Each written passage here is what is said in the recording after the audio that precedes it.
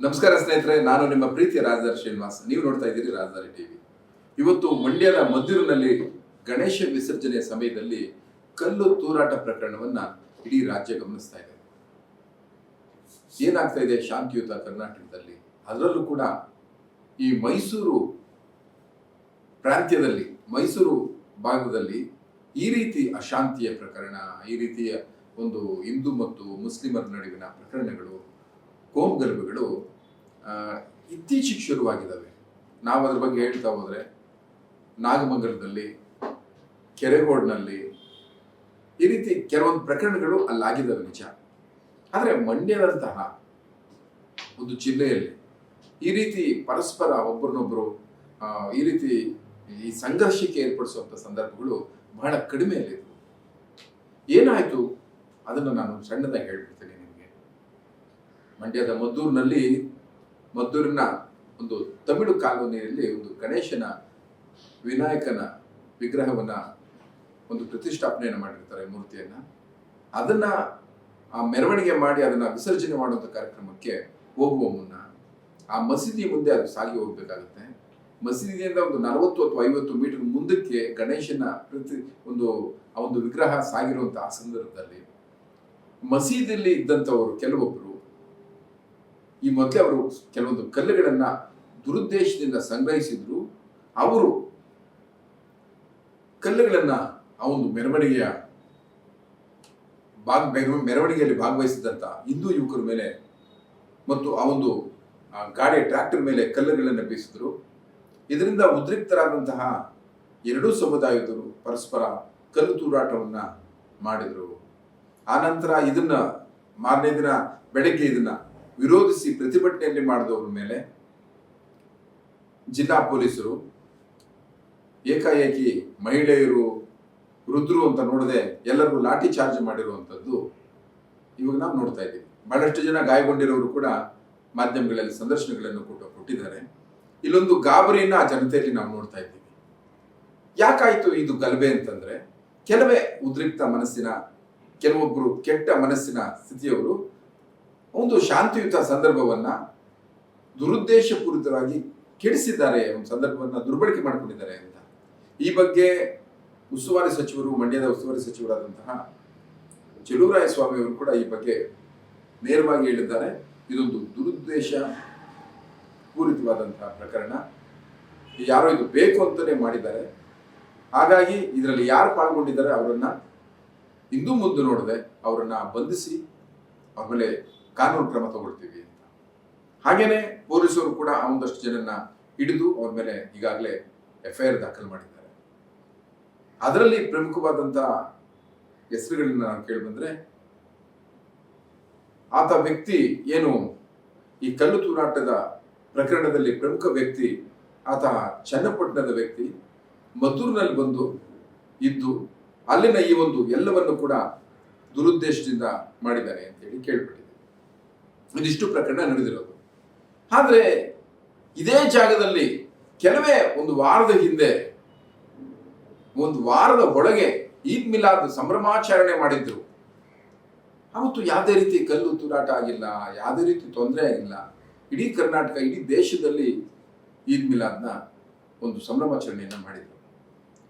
ತಮ್ಮದೇ ಆದಂಥ ದೊಡ್ಡ ದೊಡ್ಡ ಧ್ವಜಗಳನ್ನು ತಗೊಂಡು ಬಂದು ಸಂಭ್ರಮಾಚರಣೆಯನ್ನು ಮಾಡಿದ್ರು. ಯಾರು ಕೂಡ ಏನೂ ಮಾಡಿಲ್ಲ. ಆದರೆ ಇದ್ದಕ್ಕಿದ್ದಂತೆ ಇನ್ನಿಲ್ಲದೆ ಇರುವಂಥ ಭಾವನೆಗಳನ್ನು ಯಾಕೆ ಇವರು ಮಾಡ್ತಾ ಇದ್ದಾರೆ? ಏನಾಗ್ತಾ ಇದೆ ಇವತ್ತು? ಮುಸ್ಲಿಂ ಯುವಕರು ಆಗಲಿ, ಹಿಂದೂ ಯುವಕರಾಗಲಿ, ಒಟ್ಟಾರೆ ಇಡೀ ಪ್ರಕರಣವನ್ನು ನಾವು ಗಮನಿಸಿದ್ರೆ ಇಲ್ಲಿ ಭಾರತೀಯ ಜನತಾ ಪಕ್ಷದವರು ಇಂಥ ಸಂದರ್ಭವನ್ನು ದುರುಪಯೋಗ ಪಡಿಸ್ಕೊಂಡು ಜನಗಳನ್ನ ಎತ್ಕಟ್ಟಿ ಸರ್ಕಾರದ ವಿರುದ್ಧ ಈ ರೀತಿಯೆಲ್ಲ ಮಾಡಿಸ್ತಾ ಇದ್ದಾರೆ ಅನ್ನೋದು ಇವತ್ತು ಕಾಂಗ್ರೆಸ್ ಸರ್ಕಾರದ, ಆಡಳಿತ ಸರ್ಕಾರದ ಒಂದು ಆರೋಪ ಇದ್ರೆ, ಕಾಂಗ್ರೆಸ್ ಸರ್ಕಾರ ಅಧಿಕಾರಕ್ಕೆ ಬಂದ ಮೇಲೆ ಅನೇಕ ಪ್ರಕರಣಗಳಲ್ಲಿ ಓಲೈಕೆ ರಾಜಕಾರಣವನ್ನು ಮಾಡ್ಕೊಂಡು ಬಂದಿದ್ದಾರೆ. ಅದರಲ್ಲೂ ಹೇಳಿ ಕೇಳಿ ಮುಸ್ಲಿಂ ಸಮುದಾಯದ ವೋಟ್ ಬ್ಯಾಂಕ್ಗೋಸ್ಕರ ಅವ್ರನ್ನ ಓಲೈಸುವಂತ ರಾಜಕಾರಣವನ್ನ ಸಿದ್ದರಾಮಯ್ಯ ಸರ್ಕಾರವನ್ನು ಮಾಡ್ಕೊಂಡು ಬಂದಿದ್ದಾರೆ. ಹಿಂದೆ DJ-ಹಳ್ಳಿ, KJ-ಹಳ್ಳಿ ಪ್ರಕರಣ ನಡೆದಾಗ್ಲೂ ಆ ಪ್ರಕರಣವನ್ನ ಅಮಾಯಕರು ಅಂತ ಹೇಳಿದ್ರು. ಹಾಗೇನೆ ಹುಬ್ಬಳ್ಳಿಯಲ್ಲಿ ನಡೆದಂತಹ ಪ್ರಕರಣದಲ್ಲಿ ಆ ಪ್ರಕರಣವನ್ನ ಸರ್ಕಾರ ಕೇಸನ್ನ ವಾಪಸ್ಸು ಪಡಿಸ್ಕೊಂತು. Cabinet meeting ನಲ್ಲಿಟ್ಟು. ಇವೆಲ್ಲವನ್ನ ಗಮನಿಸಿ ನೋಡಿದ್ರೆ ಇವತ್ತು ದಸರಾಗೆ ಬಾನು ಮುಷರಫ್ ಅವ್ರನ್ನ ಅಧಿಕೃತವಾಗಿ ಉದ್ಘಾಟನೆಗೆ ಕಾರ್ಯಕ್ರಮಕ್ಕೆ ಕರೆದಿರೋದು. ಹಾಗೇನೆ ಉಪಮುಖ್ಯಮಂತ್ರಿಗಳು ಡಿ.ಕೆ. ಶಿವಕುಮಾರ್ ಅವರು ಚಾಮುಂಡಿ ಬೆಟ್ಟ ಕೇವಲ ಹಿಂದೂಗಳು ಸ್ವತ್ತು ಅಷ್ಟೇ ಅಲ್ಲ ಅಂತ ಹೇಳಿದ್ದಾರೆ. ಈ ಎಲ್ಲವನ್ನ ನಾವು ನೋಡ್ತಾ ಬಂದಾಗ ಎಲ್ಲೋ ಕಾಂಗ್ರೆಸ್ ಆಡಳಿತದಲ್ಲಿ ಮುಸ್ಲಿಂ ಓಲೈಕೆ ರಾಜಕಾರಣ, ಮತ ಬ್ಯಾಂಕ್ ರಾಜಕಾರಣ, ವೋಟ್ ಬ್ಯಾಂಕ್ ರಾಜಕಾರಣ ನಡೀತಾ ಇದೆ ಅನ್ನೋ ವಿಚಾರ ಭಾರತೀಯ ಜನತಾ ಪಕ್ಷದವರ ಆರೋಪ. ಒಟ್ಟಾರೆ ಈ ಎಲ್ಲಾ ಪ್ರಕರಣಗಳಲ್ಲೂ ಎಲ್ಲಾ ದೃಷ್ಟಿಕೋನದಲ್ಲೂ ಸಮಾಜ ಸಮುದಾಯ ಅಶಾಂತಿಯನ್ನ ಅನುಭವಿಸ್ತಾ ಇದೆ. ಈ ಅಶಾಂತಿ ಅನುಭವ ಏನಾಗ್ತಾ ಇದೆ ಅಂದ್ರೆ ಯಾಕೆ ಸಾರ್ವಜನಿಕರು ಬದುಕನ್ನ ಕಟ್ಕೊಳ್ಬೇಕು? ಯಾಕೆ ಈ ರೀತಿ ಮನಸ್ಥಿತಿ? ನೋಡಿ, ಈಗ ನಾವು ಅಂದಾಗ ನಾನು ಯಾರು, ನನ್ನ ಹೆಸರೇನು, ನಾನು ಹಿಂದೂವ ಮುಸ್ಲಿಮ ಅನ್ನೋ ಭಾವನೆ ಬರಬಾರದು. ಮೊದಲನೇದಾಗಿ ನಾವೆಲ್ಲ ಭಾರತ ದೇಶದಂತ ಪುಣ್ಯ ದೇಶದಲ್ಲಿದ್ದೀವಿ. ನೀವು ಇತರ ಎಲ್ಲಾ ದೇಶಗಳಲ್ಲೂ ಹೋಗಿ ನೋಡಿ, ಇಲ್ಲಿರುವಂತ ಸೌಹಾರ್ದತೆ, ಶಾಂತಿ, ಇಲ್ಲಿನ ಮಣ್ಣಿನ ಗುಣನೇ ಅಂತದ್ದು, ಇಲ್ಲಿನ ಪರಿಸರನೇ ಅಂತದ್ದು, ಶಾಂತಿ ಸುವ್ಯವಸ್ಥೆ ಇಲ್ಲಿದೆ. ಇದನ್ನ ಒಪ್ಕೊಂಡು ಹೊಂದ್ಕೊಂಡು ಹೋಗೋದಿದೆಯಲ್ಲ, ಅದು ಹೆಮ್ಮೆ. ಅದೇ ಭಾರತೀಯತೆ. ಅನೇಕ ತನದಲ್ಲಿ ಏಕತಾನತೆ ಭಾರತದ ವಿಶಿಷ್ಟತೆ. 140 ಕೋಟಿ ಮೀರಿದಂತ ಜನಸಂಖ್ಯೆಯಲ್ಲೂ ಕೂಡ ನಾವು ಶಾಂತಿ, ಸಂಭ್ರಮ, ಸತ್ಕೀರ್ತಿಗಳೊಂದಿಗೆ ನಾವು ಇವತ್ತು ಹೆಮ್ಮೆಯ ಭಾರತೀಯರು ಅಂತ ವಿಶ್ವದಲ್ಲೆಲ್ಲ ಗುರುತಿಸ್ಕೊಳ್ತಾ ಇದ್ದೀವಿ. ಆದ್ರೆ ನಮ್ಮ ಒಳಗೆ ನಡೀತಾ ಇದೆ. ಇವತ್ತು ಮುಸ್ಲಿಂ ಸಮುದಾಯ, ಹಿಂದೂ ಸಮುದಾಯ ಪ್ರತ್ಯೇಕವಾಗಿ ಆಲೋಚನೆ ಮಾಡೋ ಅಗತ್ಯ ಇಲ್ಲ. ನಿಮ್ಮೆಲ್ಲರ ಹೃದಯದಲ್ಲೂ ಎಲ್ಲಾದ್ರೂ ಭಾರತೀಯತೆ ಅನ್ನೋದು, ಅಖಂಡ ಭಾರತೀಯತೆ, ಅವನು ಇವನು ಇವಳು ಅವಳು ಅನ್ನೋದನ್ನು ಬಿಟ್ಟು ನಾವೆಲ್ಲರೂ ಭಾರತೀಯರು. ಯಾಕೆ ಭಾರತೀಯರಿಗೆ ಭಾರತಕ್ಕೆ ನಾವು ಗೌರವವನ್ನು ಕೊಡಬೇಕಂದ್ರೆ, ಈ ದೇಶಕ್ಕೆ ಅನೇಕರ ಕೊಡುಗೆ ಇದೆ. ಈ ದೇಶದ ಸ್ವಾತಂತ್ರ್ಯ, ಈ ದೇಶದ ಒಂದು ಸಂಸ್ಕೃತಿ, ಈ ದೇಶದ ಭಕ್ತಿಗೆ ಅನೇಕ ಹಿರಿಯ ಮಹಾನ್ ವ್ಯಕ್ತಿಗಳ ತ್ಯಾಗ ಬಲಿದಾನ ಇದೆ. ಹಾಗಾಗಿ ಅವರ ಒಂದು ತ್ಯಾಗ ಬಲಿದಾನದ ಎಲ್ಲವೂ ಕೂಡ ಈ ದೇಶದ ಶಾಂತಿಗಾಗಿ, ಈ ದೇಶದ ಸಮೃದ್ಧಿಗಾಗಿ ನಡೆದಿರುವಂಥದ್ದು. ಇವತ್ತು ನಾವು ನಮ್ದು ನಿಮ್ದು ಅಂತ ಕಚ್ಚಾಡೋದ್ರ ಬದಲು ಭಾರತೀಯತೆಯನ್ನ ಎದೆಗೆ ಇಟ್ಕೊಳ್ಳಿ. ಆಯ್ತಪ್ಪ, ಮಸೀದಿ ಮುಂದೆ ಗಣೇಶ ಸಾಗಿ ಹೋಗಿದ್ರೆ ನಿಮ್ಗೆ ತೊಂದರೆ? ಈದ್ ಮಿಲಾದ್ನಲ್ಲಿ ನೀವು ಜೋರಾಗಿ ಡಿಜೆ ಹಾಕೊಂಡು ಎಲ್ಲ ಸಂಭ್ರಮ ಮಾಡುವಾಗ ನಾವು ಕೂಡ ಸಂಭ್ರಮದಲ್ಲಿ ಇದ್ವಲ್ವಾ? ಹಾಗೇನೆ ನಿಮ್ಮ ಮೊಹರಂ ಸಂದರ್ಭದಲ್ಲಿ ನಮ್ಮ ಬೆಳಗಾವಿ, ಈ ಕಡೆ ಕೋಲಾರ, ಈ ಕಡೆ ಜಿಲ್ಲೆಗಳಲ್ಲಿ, ಚಿಕ್ಕಬಳ್ಳಾಪುರ, ಈ ಕಡೆ ಜಿಲ್ಲೆಗಳಲ್ಲಿ ನೀವು ಹೋಗಿ ನೋಡಿದ್ರೆ ನಿಮ್ಮ ದರ್ಗಾಗೆ ಬಹಳಷ್ಟು ಜನ ಹಿಂದೂಗಳು ಬಂದು ಭಾವೈಕ್ಯತೆಯನ್ನು ಮೆರೀತಾರೆ. ಇದನ್ನ ನಾವು ನೋಡಿದ್ದೀವಿ ಸಹ.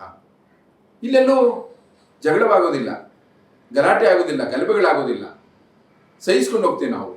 ಆದ್ರೆ ನೀವು ಆ ಮೆರವಣಿಗೆ ಹೋಗ್ತಾ ಇದ್ದದ್ದು ಗಣಪತಿ ಮೂರ್ತಿಯ ಆ ಒಂದು ಆರಾಧನೆಯಲ್ಲಿ ನೀವು ಕಲಿತಿರೋದಂಥದ್ದು. ನಿಮ್ಮಲ್ಲಿ ಭಾರತೀಯತೆ ಬಿಟ್ಟು ಹೋಗ್ತಾ ಇದೆ ಅಂತ ಅರ್ಥನ? ಅಥವಾ ಭಾರತದ ಸಹಿಷ್ಣುತೆ ನಿಮ್ಮಲ್ಲಿ ಇಲ್ಲ ಅಂತ ಅರ್ಥನ? ಟಾಲರೆನ್ಸಿ ಬೇಕಲ್ವಾ? ಇಂಟಾಲರೆನ್ಸಿ ಎಲ್ಲಿಂದ ಇದೆ? ಯಾರಾದ್ರೂ ನಿಮ್ಮನ್ನ ಕೆಣಕ್ತಾರ? ನೋಡಿ, ನಾನು ನಿಮ್ಗೆ ಹೇಳಿದ್ದೀನಿ, ಈ ಸಮುದಾಯ ಕಟ್ಟಿಕೊಟ್ಟಂತ ಊದುಬತ್ತಿಯನ್ನ, ವಸದು ಕೊಟ್ಟಂತ ಊದುಬತ್ತಿಯನ್ನ ತಗೊಂಡೋಗಿ ನಮ್ಮ ದೇವರಿಗೆ ಹಚ್ತೀವಿ. ನೀವು ಪ್ಯಾಕ್ ಮಾಡಿದ ಕರ್ಪೂರವನ್ನ ನಮ್ಮ ದೇವರಿಗೆ ಆರತಿಯನ್ನು ಮಾಡ್ತೀವಿ. ಕೇಳ್ತೀವ ಯಾವ ಜಾತಿಯವ್ ನೀನು ಅಂತೇಳಿ? ನಾವು ಕಟ್ಟಿಕೊಟ್ಟಂತ ಹೂವು, ಮಲ್ಲಿಗೆ ಹೂಗಳಲ್ಲಿ ನೀವು ಅದನ್ನು ತಗೊಂಡೋಗಿ ನಿಮ್ಮ ದರ್ಗಾದಲ್ಲಿ ಚಾದರಕ್ಕೆ ಮತ್ತೊಂದಕ್ಕೆ ಹಾಕ್ತೀರಿ. ಇಷ್ಟೊಂದು ಬದುಕು ಹೊಂದ್ಕೊಂಡು ಹೋಗಿದೆ. ಆದ್ರೆ ನೀವು ಮಾತ್ರ ಹಿಂದೂ ಮುಸ್ಲಿಂ ಅನ್ನೋ ಜಗಳ ಯಾಕೆ ಬರ್ತೈತೆ? ಇಲ್ಲಿ ಕಾರಣ ಆಗಿರೋದು ನಿಮ್ಮಲ್ಲಿ ಹೃದಯ ತುಂಬ ಭಾರತೀಯತೆ ಇಲ್ಲ.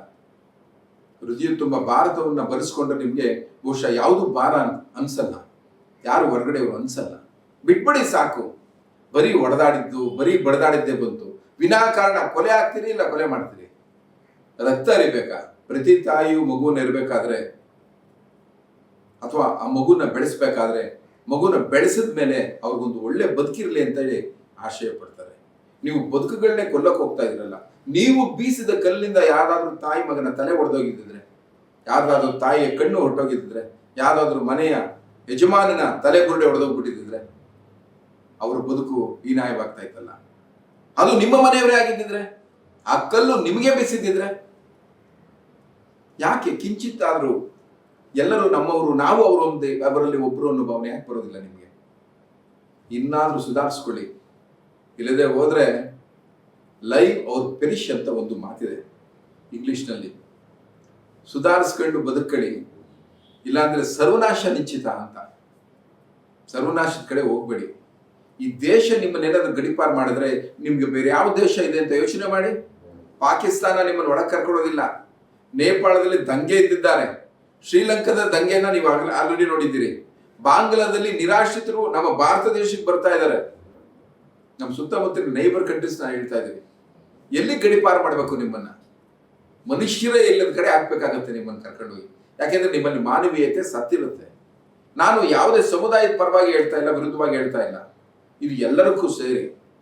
ನಾವೆಲ್ಲರೂ ಭಾರತೀಯರು. ಸ್ವಲ್ಪ ಬಲಿಷ್ಠವಾಗಿ ರಾಷ್ಟ್ರ ಕಟ್ಟಬೇಕು. ಇವತ್ತು ನಮ್ಮ ಆರ್ಮಿಲಿ ಅನೇಕರಿದ್ದಾರೆ. ಇವತ್ತು ನಮ್ಮ ರಾಷ್ಟ್ರಪತಿಗಳು ಡಾಕ್ಟರ್ APJ ಅಬ್ದುಲ್ ಕಲಾಂ ಆಗಿದ್ರು. ಅವರು ವಿಜ್ಞಾನ, ಆವಿಷ್ಕಾರ, ತಂತ್ರಜ್ಞಾನ ಬಹಳಷ್ಟು ಕೊಡುಗೆ ನಮ್ಗೆ ಕೊಟ್ಟಿದ್ದಾರೆ. ಇವೆಲ್ಲವನ್ನು ಮನಸ್ಸಲ್ಲಿ ಇಟ್ಕೊಂಡು ಎಲ್ಲರ ತ್ಯಾಗ ಸ್ಮರಣೆ ನಮ್ಮಲ್ಲಿ ಇರಬೇಕು. ಇವನೇ ಬದುಕೋನು, ಇವನು ಈ ರೀತಿ ಇದ್ದಾನೆ, ಅವನ ಹವ್ಯಾಸಿ ಬದುಕು ಬೇರೆ ಇರ್ಬೋದು, ಅವನ ಜಾತಿಯ ವಿಚಾರಗಳು ಬೇರೆ ಇರ್ಬೋದು, ನಮ್ಮಲ್ಲಿರುವಂತ ಅರ್ಥ ಹೊಂದಾಣಿಕೆ ಬೇರೆನೇ ಇರ್ಬೋದು. ಆದರೆ ಭಾರತೀಯತೆ ಮಾತ್ರ ಬಲಿಷ್ಠವಾಗಿ ನಿಮ್ಮಲ್ಲಿ ಇರಬೇಕು ಅಂತ ಆಶಿಸುತ್ತಾ, ಸಮಾಜದ ಸರ್ವೋದಯ ಏಳಿಗೆಗಾಗಿ, ಸರ್ವರ ಏಳಿಗೆಗಾಗಿ ಈ ಒಂದು ಭಾರತೀಯತೆಯನ್ನು ಎದೆಲಿಟ್ಕೊಳ್ಳಿ. ಸಾಕು ನಿಲ್ಲಿಸಿ. ಮಾಧ್ಯಮಗಳು ಏನು ಹೇಳ್ತಾ ಇದ್ದಾವೆ? ಮಾಧ್ಯಮಗಳು ನೀವು ಮಾಡಿರೋದನ್ನ ಹೇಳ್ತಾ ಇದ್ದಾವೆ, ಬಿಚ್ಚಿ ಬಿಚ್ಚಿ ಹೇಳ್ತಾ ಇದ್ದಾರೆ. ಯಾಕೆಂದ್ರೆ ಪೊಲೀಸವರು FIR ದಾಖಲಿಸಿ ನಿಮ್ಮನ್ನು ಹಾಕಿದ ಮೇಲೆ ನೀವು ದೊಡ್ಡ ಮನುಷ್ಯರಾಗ್ಬಿಡ್ತೀರಿ.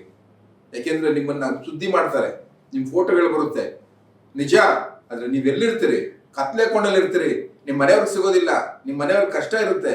ನಿಮ್ಮ ಮನೆಯವ್ರ ಕಷ್ಟ ನಷ್ಟ ಎಲ್ಲ ಮರೆತು ನೀವು ಈ ರೀತಿ ಕಾನೂನು ಕೈ ತಗೊಂಡಾಗ ನೀವು ಕಮ್ಮಿಯಿಂದ ಹೋಗ್ಬೇಕು ಬೇಡ? ಸ್ವಲ್ಪ ದಯಮಾಡಿ ಯೋಚನೆ ಮಾಡಿ. ನಮ್ಮ ಯುವ ಸಮುದಾಯ ದಾರಿ ತಪ್ಪು ಹೋಗ್ತಾ ಇದೆ. ಸುಧಾರಿಸ್ಕೊಳ್ಳಿ. ಇದು ನಿಮಗೂ ಒಳ್ಳೇದು, ದೇಶಕ್ಕೂ ಒಳ್ಳೇದು ಅಂತ ಹೇಳ್ತಾ, ಇನ್ನಷ್ಟು ಹೊಸ ಹೊಸ ವಿಚಾರಗಳ ಜೊತೆಗೆ ನಾನು ನಿಮ್ಮ ಜೊತೆ ಬರ್ತೀನಿ. ನನಗೆ ನಿಮ್ಮ ಸ್ನೇಹ ಸಹಕಾರ ತುಂಬ ಬೇಕು ಅಂತ ಹೇಳ್ತಾ ನಮ್ಮ ಚಾನಲ್ನ ಸಬ್ಸ್ಕ್ರೈಬ್ ಮಾಡಿ. ನಾನು ಇಲ್ಲಿ ಬರ್ತೀನಿ. ನಮಸ್ಕಾರ. ರಾಜದಾರಿ TV, ಅಡೆತಡೆ ಇಲ್ಲದ ಪ್ರಜಾದಾರಿ.